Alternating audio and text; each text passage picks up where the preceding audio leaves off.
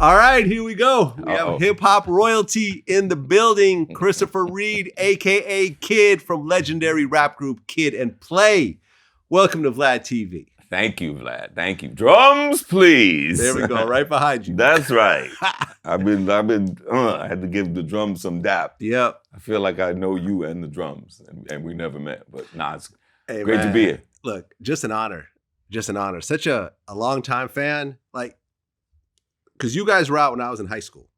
Right. And if you were a hip hop kid who was into dancing, like Kid and Play were like the main people you were watching. Were you into dancing? I was. Really? I was a breakdancer originally. What? And then, eventually led into other hip Picture hop. that, everybody. Picture Vlad that. Picture breakdancing. DJ Vlad breakdancing. Right.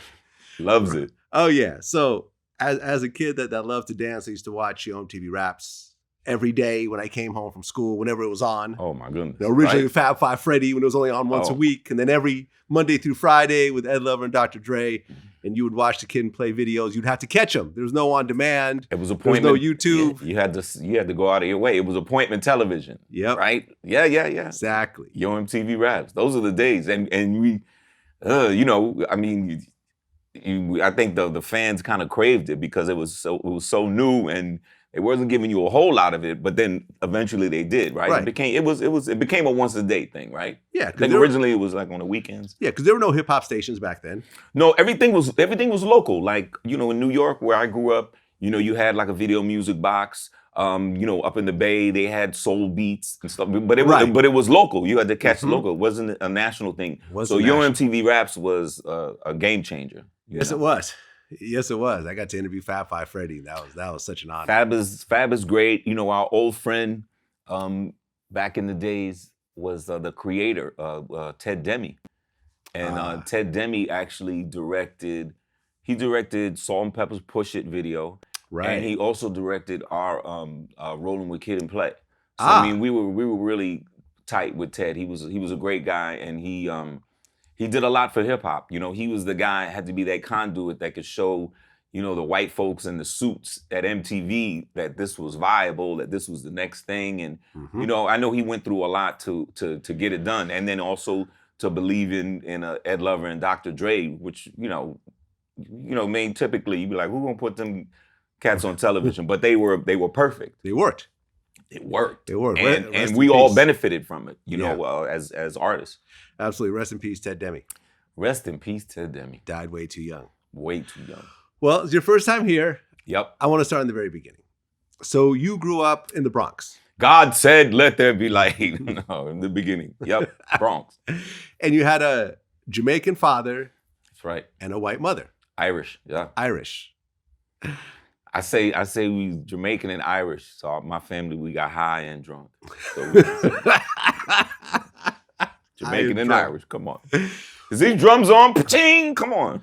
Well, in 2020, mixed kids are everywhere you look. See, but you're totally right, and I love that. And my kids are kind of mixed, with a little bit of everything.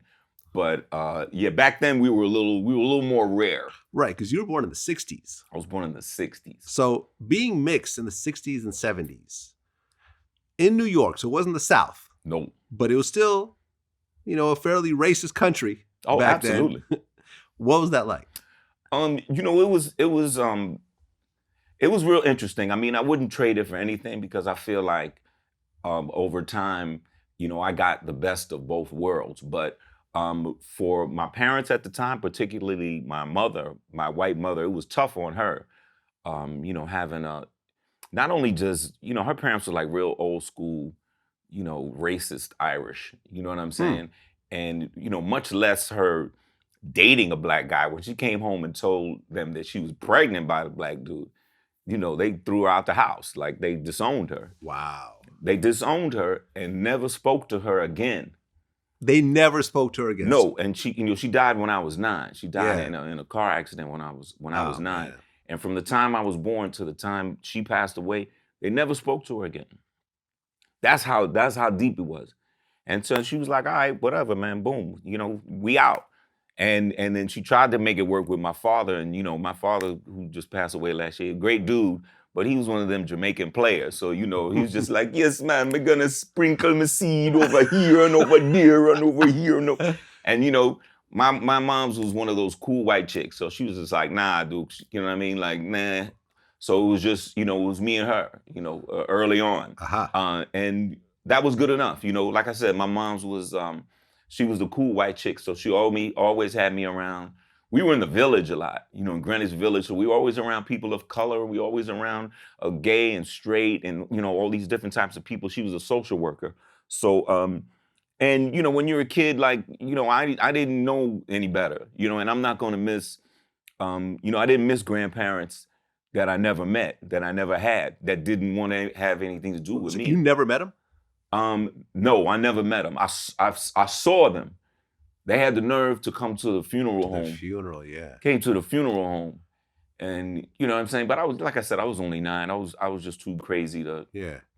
You know what I'm saying? I was just going through my own, private torture. But what was crazy about them was, like I said, they kind of disowned her and whatnot, and she went on. Like I said, she was a social worker. So when she passed away, her pension came up for review or whatever, and naturally it was supposed to go to me. Man, they went to court and fought that so that they could get the grandparents. Yeah, came out the woodwork, came and fought, and they got it too. Wow. Explain that to me. Even though they didn't adopt you or anything else. They didn't adopt me. They didn't even say hi to me. What you talking about? Yeah, they didn't even say, you know what I mean? That's weak. They didn't say nothing. Yeah. So, but I think that made the bond between my mother and I really, really strong. But unfortunately, she passed very suddenly, and that was crazy too. And then I had to go live with, I not had to go, but my father, I went to live with my father, who I was just kind of seeing on the weekends. He was like a weekend dad. And, when you go from, Irish, white to, hard Jamaican, that was a culture shock. You know what I'm saying? How many kids did he have? He didn't really have a lot of kids. You know what I'm saying? When I say sprinkle his seed, he wasn't having a lot of kids. He was just sprinkling some seed. You know what I'm saying? Ram jam session. You know what I'm saying? Like, no, I had two older brothers. So it was just 3 of us. So not yeah, a lot, by Jamaican terms, that that's was nothing. Kind of light. I've heard 20. No, he wasn't. I've heard 30. No, he wasn't a Jamaican Sean Kemp. No, he wasn't that. But he just liked the ladies, and he was, he's very charming and charismatic, and type stuff. So then I went to live with him, and that was we had some adjusting to do. Well, you have a look that's very interesting because if you didn't grow your hair out, right, and shaved your head, let's say, you could pass for white. Could I? I think so. For example, you see guys like Logic, the rapper Logic, who I've interviewed, and we talked about all this. Logic is half black as well. Right. But he looks more white. Yeah. With the glasses. And everything, right. Great rapper, though. Great rapper. Did you always put yourself in the black community, or did white kids think you were white or so forth? 'Cause I think like black people in general know a mixed person more than white people. So right.